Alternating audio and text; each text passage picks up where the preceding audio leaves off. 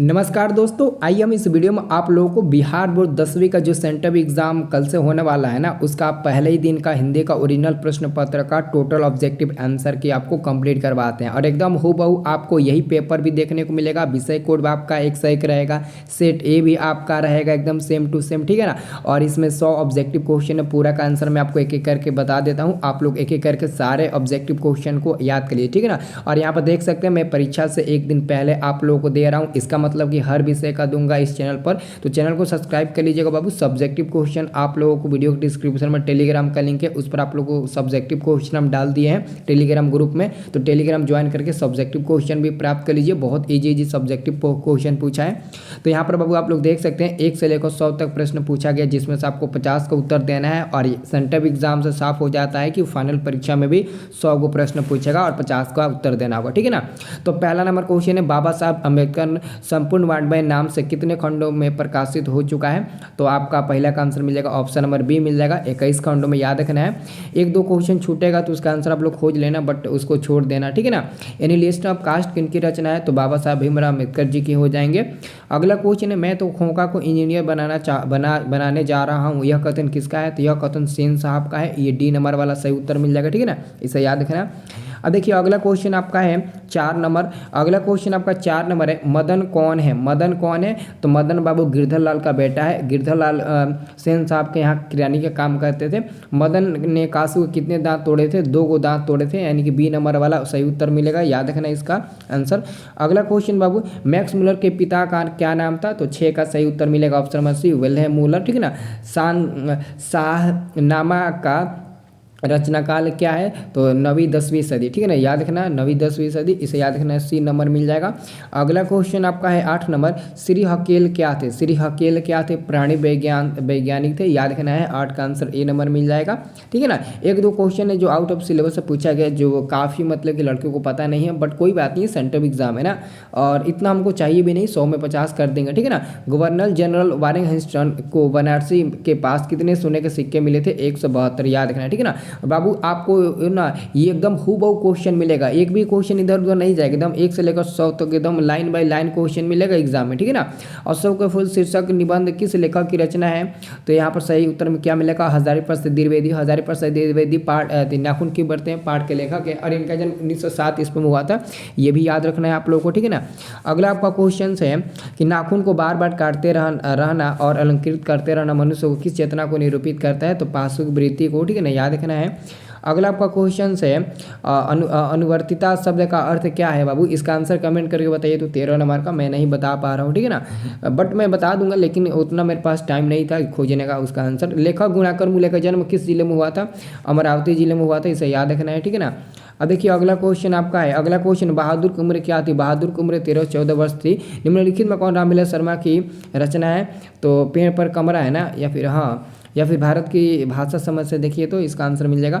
अब देखिए अगला क्वेश्चन है कि 1997 में दयावती मोदी कवि शेखर सम्मान से सम्मानित कौन है, तो बाबू इसका आंसर क्या मिलेगा, विनोद कुमार शुक्ल। मछली शीर्षक पाठ में संतु क्यों काँप रहा था, तो डर से काँप रहा था ना, डर से, ठंड से नहीं बल्कि डर से काँप रहा था, डर से। अमरुद्दीन का जन्म कहाँ हुआ था। अमरुद्दीन यानी कि बिस्मिल्लाह खां का जन्म बिहार के डुमरांव में हुआ था। बिस्मिल्लाह खां यानी कि अमरुद्दीन के रियाज करने वाले कहाँ जाना पड़ता था, तो पुराना बालाजी का मंदिर जाना पड़ता था। 20 का आंसर मिलेगा ए नंबर, ठीक है ना। अगला क्वेश्चन है, महात्मा गांधी की शादी किस वर्ष हुआ था। महात्मा गांधी जी का शादी किस वर्ष हुआ था, 2 अक्टूबर 1869 ईस्वी में इनका जन्म हुआ था। तो शादी कब हुआ था, जल्दी से बताइए कमेंट करके। 22 का आंसर, आध्यात्मिक शिक्षा से मेरा मतलब हृदय की शिक्षा, यह कथन किसका है, तो महात्मा गांधी जी का ही है, आंसर मिल जाएगा आपका सी नंबर। अगला क्वेश्चन यहाँ पर है कि आपका महात्मा गांधी जी ने अंग्रेजों के विरोध अहिंसा का प्रतिरोध का प्रथम मतलब कि प्रयोग कहाँ किया था, दक्षिण अफ्रीका में। सबसे उदात्त और बढ़िया शिक्षा क्या है, तो अहिंसक प्रतिरोध। देखिए शिक्षा और संस्कृति से लगातार 4-5 क्वेश्चन पूछा गया है। नायाब शब्द का अर्थ क्या होगा, तो आपका 25 का सही उत्तर मिलेगा, ऑप्शन नंबर डी मिल जाएगा, अद्भुत। इसका व्यंजन क्या होगा, तो देखो द्विगुण व्यंजन होगा, ए नंबर होगा, ठीक है ना। इसका आंसर ए नंबर होना चाहिए, ठीक है ना, याद रखना। अगला क्वेश्चन, वे स्वर जिनकी उत्पत्ति दूसरे स्वरों से नहीं होती है उसे क्या कहते हैं, ह्रस्व स्वर कहते हैं। द का उच्चारण स्थान क्या है, देखो इसमें द का उच्चारण स्थान क्या है, दंत या फिर मृदा होगा, मृदा ही होना चाहिए, ठीक है ना। अब देखिए अगला क्वेश्चन आपका है, अगला क्वेश्चन है कौन चिन्ह लगाने का अर्थ है कि व्यंजन व्यंजन में स्वर वर्ण बिल्कुल अभाव है, तो ये आपका हल का चिन्ह, ठीक है ना, याद रखना सी नंबर वाला आंसर हो जाएगा। अगला आपका क्वेश्चन है हिंदी में अनुनासिक वर्णों की संख्या कितनी होती है, कितनी होती है, 7 होती है ना, नहीं नहीं 7 नहीं होती, 30 माना ना, 5 होती है, ठीक है ना। एक ध्वनि जो दो व्यंजनों के संयुक्त हो जाए तो वह कौन ध्वनि कहलाता है, संयुक्त ध्वनि कहलाएगा, आंसर मिल जाएगा आपका सी नंबर। अगला क्वेश्चन आपका 32 नंबर, दो वर्णों के मेल से होने वाले विकार को क्या कहते हैं, संधि कहते हैं। अनाभाव का संधि विच्छेद क्या होगा, अन प्लस अनाभाव अभाव हो जाएगा, डी नंबर वाला, ठीक है ना। अगला क्वेश्चन, निम्नलिखित में कौन शुद्ध है, तो शुद्ध सब गणित है, गणित को हम लोग ऐसे ही लिखते हैं, गणित को ऐसे ही लिखते हैं ना, यही सर गणित यानी कि मैथमेटिक्स है। निम्न चिन्हों में योजक चिन्ह कौन सा है, जो माइनस जैसा होता है ना वही योजक चिन्ह का उपयोग होता है, ठीक है ना।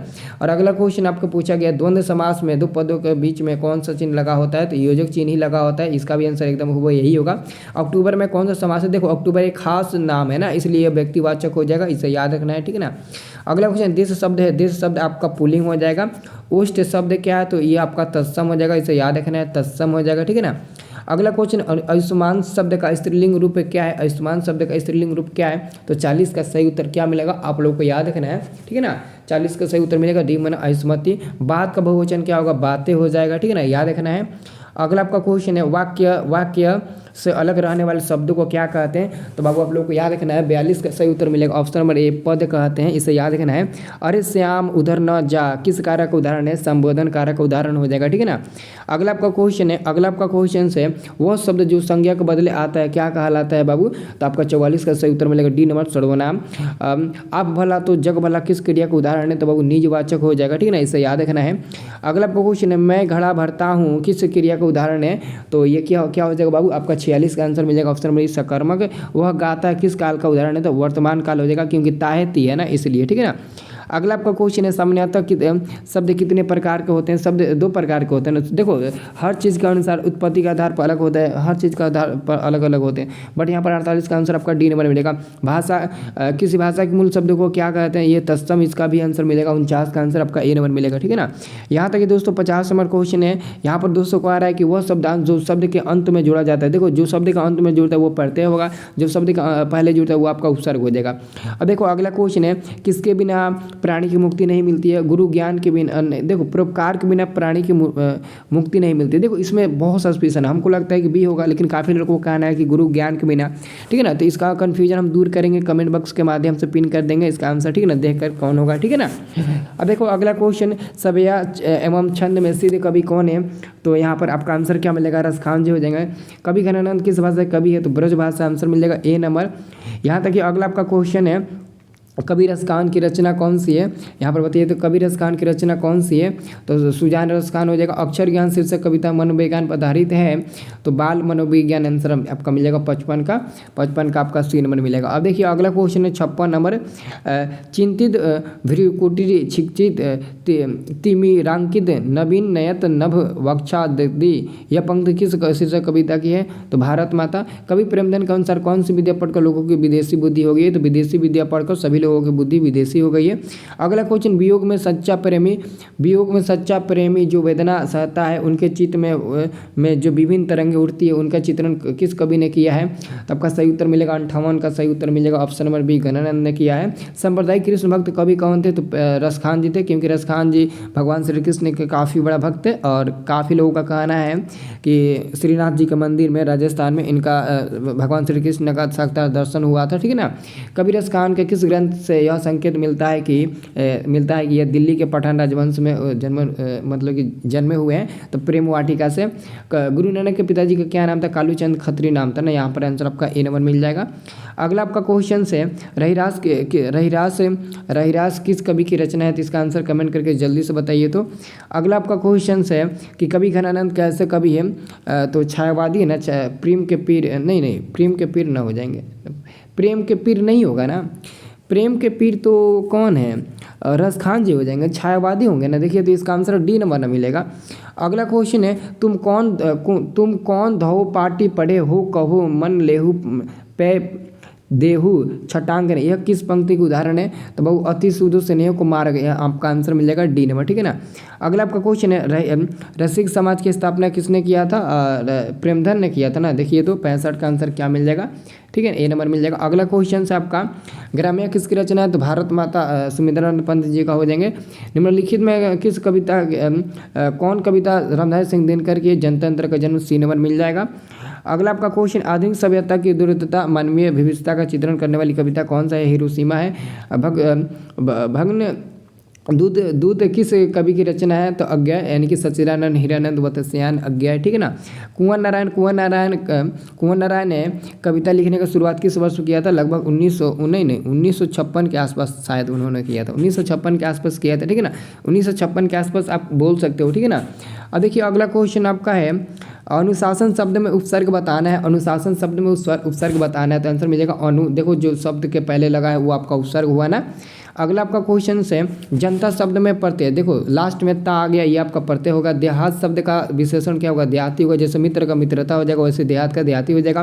किस समाज में अंतिम पद प्रधान होता है? तो 74 का आंसर मिल जाएगा आपको, ऑप्शन नंबर बी मिल जाएगा, तत्पुरुष समास। महापुरुष कौन समास है? तो आपका कर्मधारय हो जाएगा, ठीक है ना, याद रखना।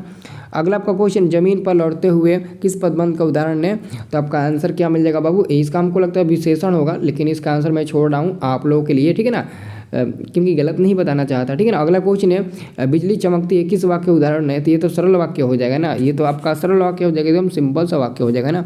अगला आपका क्वेश्चन देखिए, अगला आपका क्वेश्चन निम्न में कौन शुद्ध वाक्य है? तो ऑप्शन नंबर ए आपका सही उत्तर मिल जाएगा, ऑप्शन नंबर ए मिल जाएगा।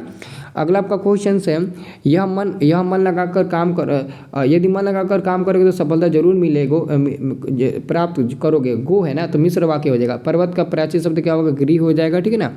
देखिए अगला क्वेश्चन है जटिल का विलोम क्या होगा? जटिल का एकदम सरल होता है, ठीक है ना। देखिए अगला क्वेश्चन है जिसका कोई नाथ न हो के लिए एक शब्द होता है, तो 82 का सही उत्तर मिलेगा, ऑप्शन नंबर डी मिलेगा, अनाथ। देखो अगला क्वेश्चन है कांटा निकालना मुहावरे का सही अर्थ क्या होता है? तो बाधा दूर होना। परिच्छेद का सही संधि विच्छेद क्या होगा? तो आपका सही उत्तर क्या मिलेगा? 84 का सही उत्तर मिलेगा, ऑप्शन नंबर बी मिल जाएगा। अगला क्वेश्चन ड का उच्चारण क्या हो जाएगा? यहाँ पर आपका अगला क्वेश्चन पूछा है, तो इसका आंसर आपका बी नंबर मिल जाएगा, इसे याद रखना है। अगला क्वेश्चन कहाँ राजभू कहाँ गौंतेली, इसका अर्थ क्या होगा? सी नंबर आंसर मिलेगा। अब देखिए अगला क्वेश्चन सुख देने वाले के लिए एक शब्द बताइए, तो इसका आंसर क्या मिलेगा बाबू? आपका 87 का आंसर सही मिल जाएगा, ऑप्शन नंबर डी मिल जाएगा। स्वामी शब्द का विलोम क्या होता है? तो 88 का सही उत्तर क्या मिलेगा? ऑप्शन नंबर ए मिल जाएगा, सेवक हो जाएगा। अगला क्वेश्चन है आपका दिगंबर शब्द का समास बताइए। दिगंबर शब्द में कौन सा समास होता है? 89 का आपका आंसर मिलेगा, बी नंबर बहुब्रीहि समास होगा। कर्ण शब्द है, तो आपका क्या हो जाएगा बाबू? ये हमारा हो जाएगा 90 का, ऑप्शन नंबर सी मिल जाएगा ना, 90 का सी नंबर तत्सम हो जाएगा। अगला आपका क्वेश्चन है भावड़ी के लड़के के जन्मदिन पर सीता के लिए क्या भेजा? रसमलाई भेजा था ना, याद रखना। श्री लेखक सुजाता का वास्तविक नाम क्या है? एस रंगराजन, आंसर मिल जाएगा, ऑप्शन नंबर ए, इससे याद रखना है, ठीक है ना। अगला क्वेश्चन सामर्थ्य किस कहानी की कहानीकार है? तो धरती कब तक उमंगी पाठ के वह लेखक है।